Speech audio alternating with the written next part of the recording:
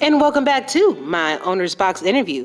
Tonight's guest is the wonderful, fantastic Mr. Mark Chisholm of the Atlanta Swarm. How you doing tonight, sir? I'm great. How you doing? I'm doing wonderful. Thank you for being on the show again. Yeah, no problem. It has been a while. It has. Yeah, but you've had some great things happening since that time, too. Yeah, you have. I mean, you guys have a pretty good standing right now. So, yeah. Yeah, we do. Yeah, you do. But before we get started with the fun stuff, I wanted you to give like a kind of a brief description of yourself. You know, like who are you, name, age, hometown, maybe some interests that you have, some special interest or anything like that. Mark Chisholm, owner of the Atlanta Swarm. Been in the league since season 6. Found the league watching YouTube back in the day, 2014, I believe, somewhere around 2015. Back in the day, you're talking about like it's the 60s or something. Well, it feels like it as long as we've been here. Yeah. Originally from Long Island, New York, reside now down here in the dirty in Atlanta. And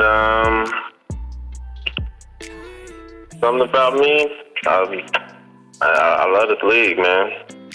It really helped me get through the change of leaving New York to come down here because it was boring as hell down here when I first moved here. I needed something, and the SFL definitely got me through that. Hey, it's not that boring down here. It's compared to where I'm coming from, yeah. Yeah, I know what you're saying. It's a lot more laid back and a lot, chill. Oh, it's at 10 o'clock at night. I'm not used to that. A lot of people say that. I mean, hey, we got to get our beauty sleep, you know? Yeah. But all right, so tell me, Mark, have you played sports before? Yes, I have. High school, grade school, every sport. Baseball, football, lacrosse, soccer, nice. Basketball. I was the private school, so once the black guy got too big, being much bigger than the other kids, I couldn't play football. In 11th and 12th grade, I had to play soccer because that was the other sport that went on at that time. Gotcha. Them folks was not trying to hear that little baby getting knocked around by this big black dude. And that's just what it was. That's real talk. Nah, I believe you, man. I've actually heard some stories about that too. Being undersized and being oversized. So I definitely understand, man.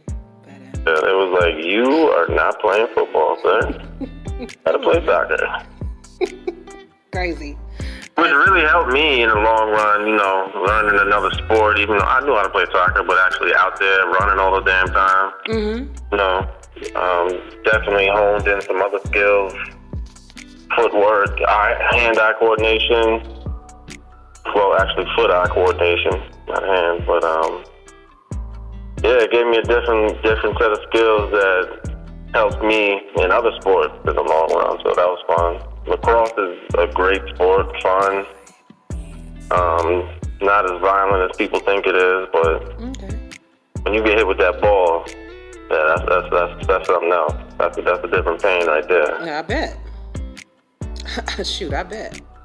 So tell me, Mark, why did you decide to place your team in Atlanta instead of Long Island? Like, I mean, you could have been the Long Island Lakers or something like that. Why did you decide to move it to Atlanta? Well, at the time when I came in the league, there was already 2 New York teams. Queen City was there, and it still had the New York... Knights? Yes. No, was it the Knights? I know, if it was 2 New York teams, I know one was the Knights, and the other one was... Well, the Queen City Corsairs and NYQ was still here at the time. That's right. Okay. What happened was I actually ended up replacing him, which I didn't know about before I picked my name of my team and my logos and everything. Okay. So I definitely probably would have had a New York team, just being because that's what I know. You know what I'm saying? I didn't know Atlanta like that. But now that I look back at it, it was definitely a better move because I'm able to promote the business better, being that I'm right here now. Gotcha. Hey, we appreciate it. We appreciate the love, you know? During the SFL draft, it was said that Atlanta had one of the most difficult schedules. What is your opinion on that? Most definitely. The way it looked on that board when they put it up there, man. I said on the show that I wish the season was over. Like, let's just get to week 12. But, you know, we decided to dig in, grind, get it done. Right. And see, now you're at 7-1 with 4 games left. What do you credit that? Like, how do you credit that success, that team's success? Hard work. Making time to scout, making time to run the sims, go through the playbook, watch the film. You know, scouting is a big part of this. And you just sit there and watch film. You can literally know exactly what plays the other team is doing. You go put that into your sim, and you find a way to beat that. Gotcha. Of course, each week we get 20 changes on defense and offense, you know, but for the majority, if you watch a game and see certain plays, they keep running, you just got to be able to beat them, man. Yeah, and that's my thing. Right. I was wondering, how do you... It's almost like it is a guessing game in a sense, because you can watch Sims all day and you can see a team run the same play. But what happens if that team, and you prepare for that, right? But what happens if that team decided to take it out, you know, because they realized that they ran it too much? Like, how do you account for even that? So you go back 2 or 3 games. Okay. The previous games. Gotcha. You see what overlapped. Okay, so do you watch the entire games, or you watch like certain parts of it? Like when you go back, because that seems like a lot of work, man. So you actually go back and watch the games in its entirety? Yeah, this ownership thing is not. If you're the coordinator and you're doing offense, because I do everything on the team. Right. I don't have coordinators. I'm not about that life. This is my team. We rocking. How I'm rocking. So I put the work in. I'm watching the film, watching whole games, 2, 3 games back, writing down every play, every formation, the stunt, all of that. Putting it in for my sims that I've run against my offense and defense, and the result is what it is. Been lucky enough to have great results this season. You're right about that, brother. You are right about that. So, describe the atmosphere in the Atlanta Swarm's locker room. Atlanta Swarm locker room it's stuff, man. It's a lot of good people in there, a lot of positive energy. Even when we weren't 7-1, you know, the seasons when we were 2-6 to start off. I showed the guys a different outlook, and they all accepted it and ran with it. Awesome. You got to be positive out in this world today. There's too much negativity going around that consumes people. And if they just took a second to pause and respect the person across from them, the world would be such a better place. I agree, and it's just something that simple, man. It could change. It could... Our locker room, the guys have taken it to heart. They've implemented it into their real lives, and some of the guys have said, you know, life is much better since coming to this league. You know, I'm not taking credit for that. They have implemented these things, took the steps needed, and the results are there. Absolutely. What would you say your coaching philosophy is? My coaching what? Your coaching philosophy.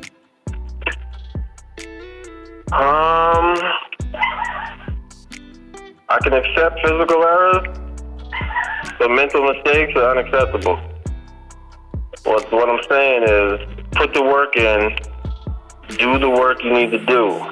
Don't cut yourself short.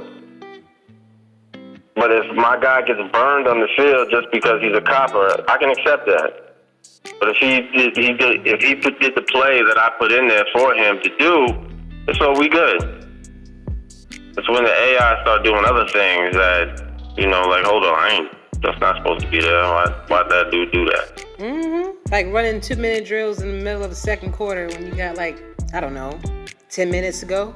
Calling that timeout, things like that is like, come on, man. Right. AI mental error. So how frustrating is that for you?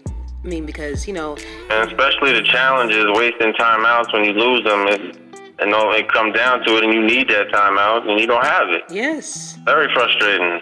Yes. That's part of the whole simulation experience. Yeah, it's definitely emotional. It's definitely emotional, to say the least. Oh, this is very emotional. I mean, I have a game tonight, and I already have butterflies in my stomach. Who are you playing tonight? I'm anticipating the game. We are hosting St. Louis.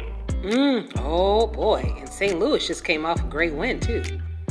Yes, they did. So, yeah, they're definitely, they're not the St. Louis of old, how everybody was just automatically, counting them out. You can't do it. So, but that's awesome, man. I'm sure y'all gonna do well. You always do. So, speaking of which, speaking of doing well, Marcus Dunhill struggled like hell early in his career.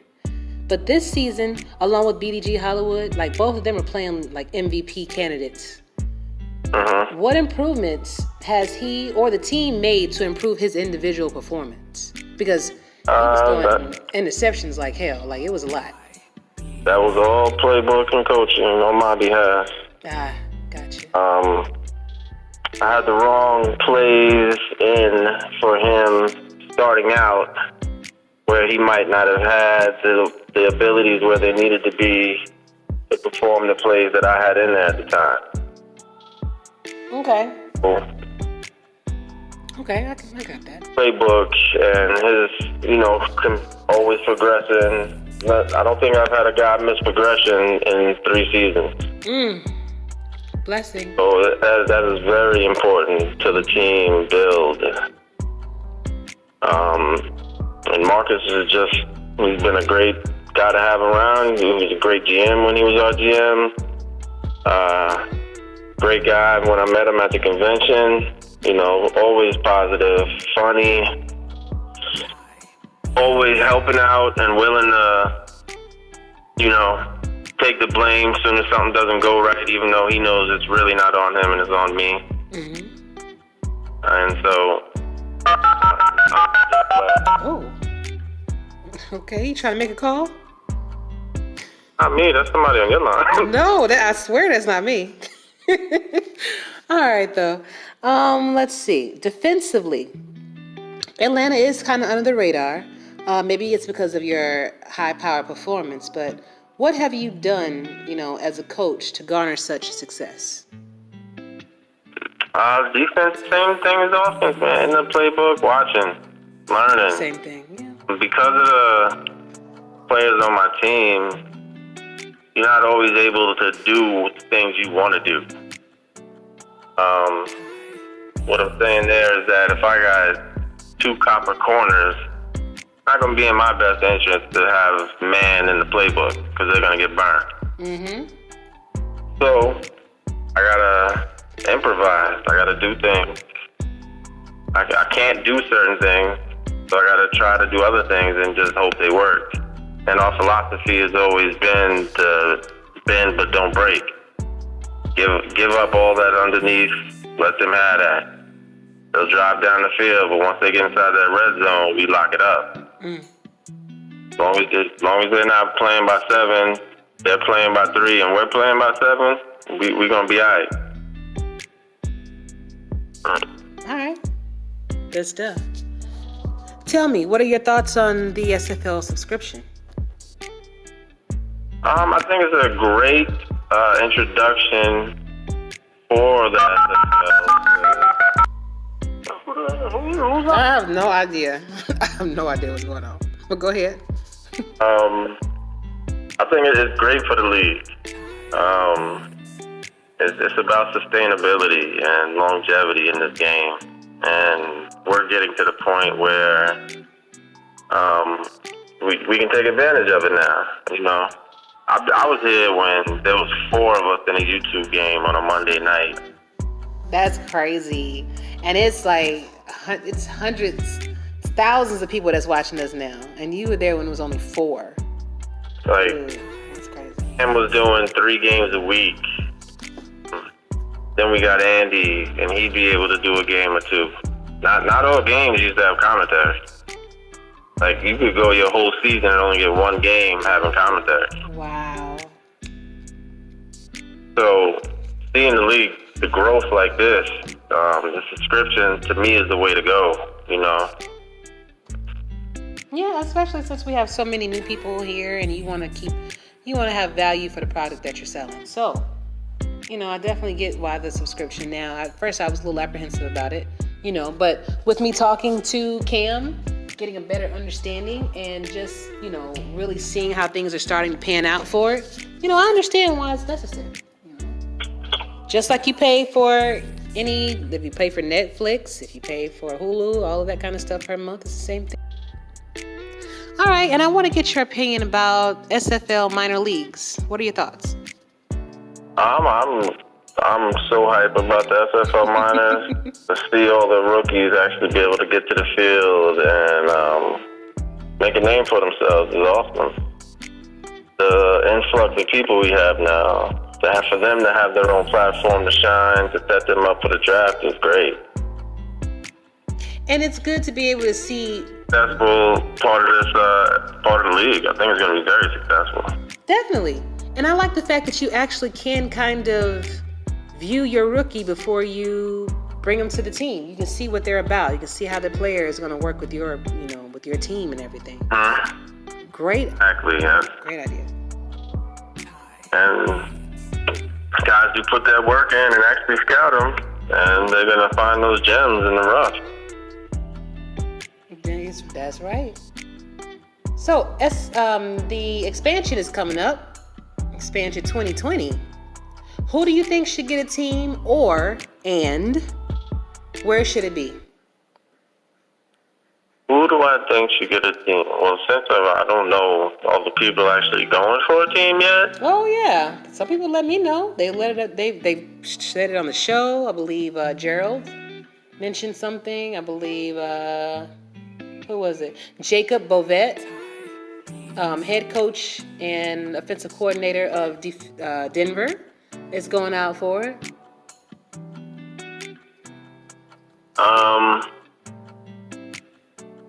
The guy who should get an expansion team is the guy who gets butterflies when he watches his team play. Gotcha. Guy who thinks SFL all day, every day. He might not even have a team right now, and he's running sims for his owner or coaches.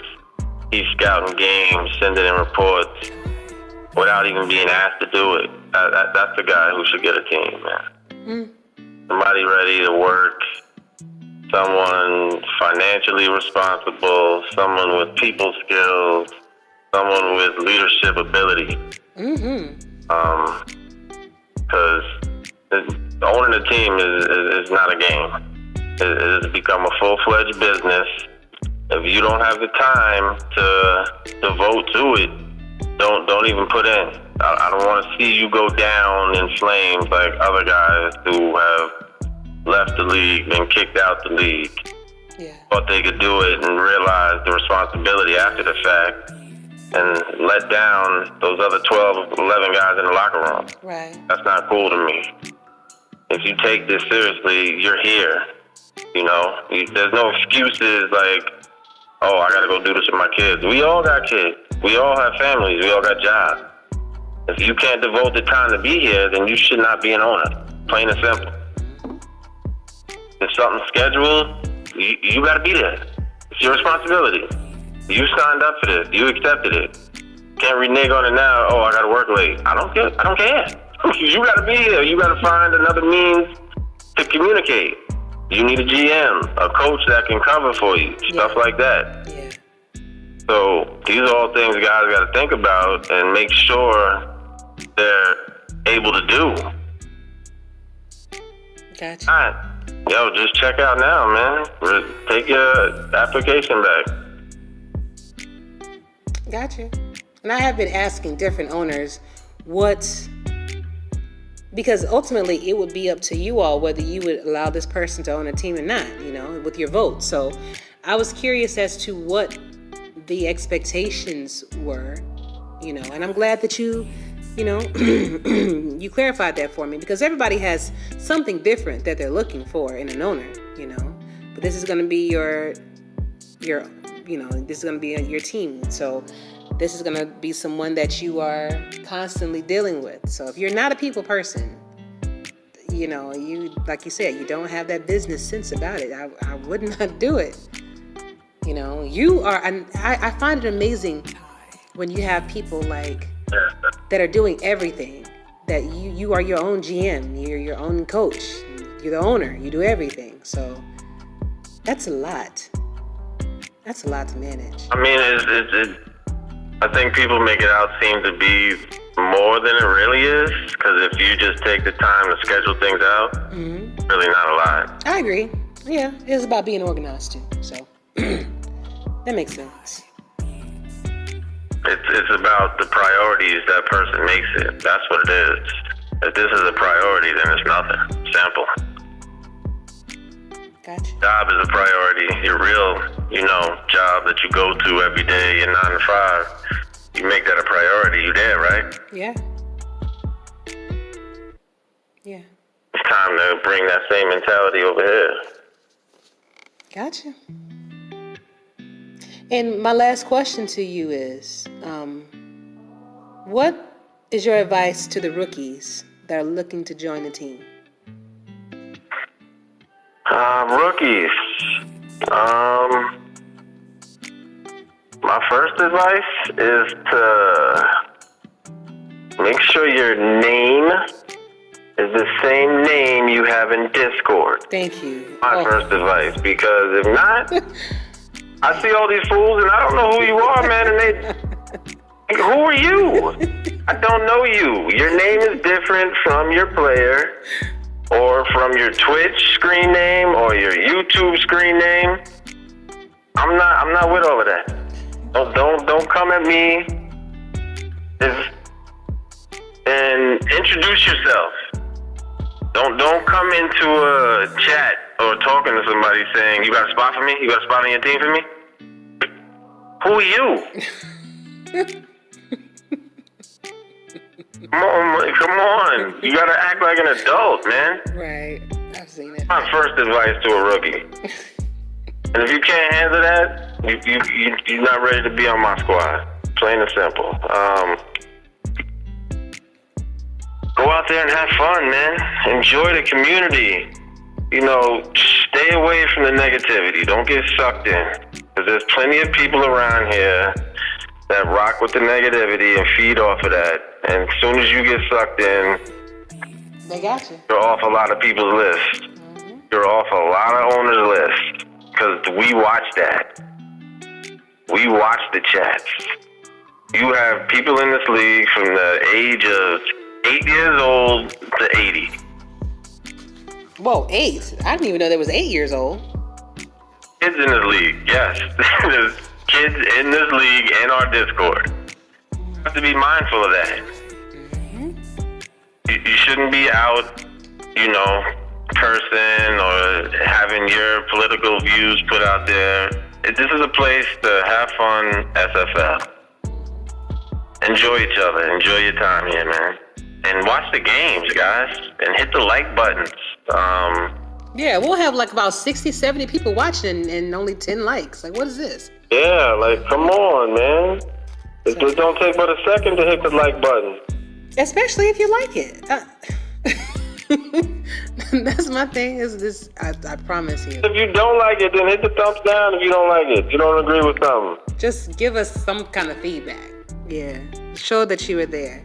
I know I got on all of y'all nerves when I was a rookie. I was in the chat Damn near 24/7. I was hitting up everybody.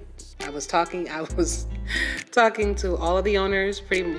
Most of the owners that reached out to me first, I was definitely keeping in close contact with them because you sought me, sought after me. So, I will definitely keep in touch with you. But yeah, it's that conversation and that communication is definitely important, rookies, to have.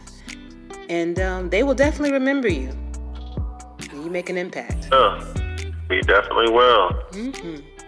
Well, Mark, it was a pleasure having you on the show, brother. And please come back whenever you want to. You don't have to be, a whole nother season later. You can come back on whenever you want. I'm here. I'm always here. You know where I'm at. Yeah, I know, but same city. You always simming. You always busy. See, for that real talk, you holler at me. Gotcha. I'm gonna give it to you. Yes. That is why I'm grateful. That's why I love talking to all of you. Some people, you have a really good. All of you. I didn't say all of you. I didn't say all. I know. No, I was making a point. I didn't say all of you. When you ready for the real, you come holler at the kids. Like, that's what I said. Not everybody in here keep it real. That's true. I was making a point, but you ruined it. Never mind. But listen, please, like I said before, come back when you want. And this is your time to shine right now because this is your shout out moment. So you can choose to. Yeah, I'm always shining. Yeah, oh, Jesus. What's the name? Can I finish? Can I finish? Please. Shine, by the way, everyone, is my player. Aquanta Shine. Aquanta Shine is your player? Are you serious right now? I am dead serious. Oh my God, I'm done. No, are you kidding? Hey, y'all, SFL, Mahala. Mark, I did not know that Aquanta Shine was your player. Really? So that was you that was sacking me then, because I know... I know, Only been in the league since season 6, but... Listen. I didn't put 2 and 2 together, and when we had this conversation, you did not tell me that Aquanta Shine was your player. I'm in the game I'm at every game. Yes, because I'm thinking this because you're the owner. I'm thinking this because, hey, you're supporting the team. You gotta be there. I didn't know. Oh, Jesus. Okay. I'm a fan of the SFL. Before I was an owner, I was a player. Okay. Well, I know that your name was Aquanta Shine, so thank you for enlightening me. Wow. They all no one knows it's my player for some reason. But, no one knows. Because the people who've been here forever. Okay, well then I don't feel bad about it because I'm not the only one that has been in the league for a minute. So now you have got to make sure you let people know. Well, you just did. So yeah, I just did. I don't say nothing. Mm-hmm. Well, I'll make sure everybody listens to this. They ask me. I say something. God, and I'm sitting here thinking that Aquanta Shine was another person totally different. I'm like, I wonder what this guy is like. Hopefully he'll be at the convention. Maybe I can meet him. You think he was, though? Trying to speak to him, though, in a game or something? Or you asked anybody who he was? No, never did. Like all I saw was shine on him every time. Tackling in the league. Yeah. Well, I hold the record for most tackles in a game. What I think 24 solo, and I think I had 4 assisted, so like 28 tackles in a game or 26, something like that. That's nuts. Been around you this whole daggone time and just not finding that out. Well, hey, it is what it is. Learn something new every day. That's right. But the floor is yours. You can do your shout out, you can do your poem, you can do your song, whatever you want to do right now. I'd like to shout out the league, man. SFL is doing big things, man. Only just keep going up. Everybody keep grinding, doing their thing. The product is amazing. I got new respect for the stat guys now that I've been doing stats this season. Mm-hmm. That guys, shout out to them, man. Mm-hmm. They are a key part of this whole effort, this whole working thing that we got going on here, man. The announcers, the commentators, Cam, all the administration staff, from Destro to Andy to DPP, assistant DPP, Mike Daggs and his crew, Ray Bentley and the people doing the articles, man. All of y'all keep doing y'all thing. Beautiful, beautiful thing we got here, man. The community is great. New people coming in, let's get them acclimated to how we do things around here. Keep it positive and everybody enjoy yourself. Sounds good to me. I second that. Have a good night, and thank you for being on the show. Anytime. Let's go Swarm. Together we Swarm, baby. All right, and I'm going to see you tonight, too. All righty. You and your player. All right, dear. Bye. All right.